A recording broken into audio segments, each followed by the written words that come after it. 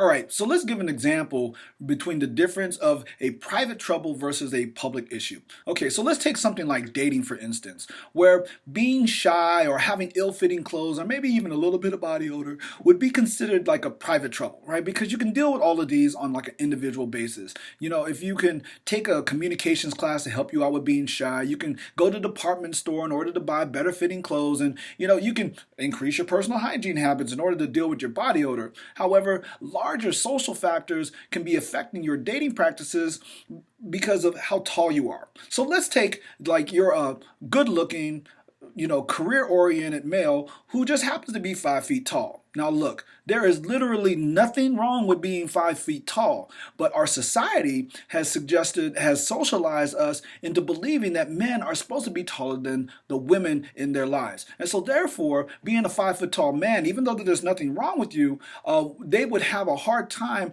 finding a date in our society because of that socialized notion that men are supposed to be taller than women. And then, what about if you were homosexual?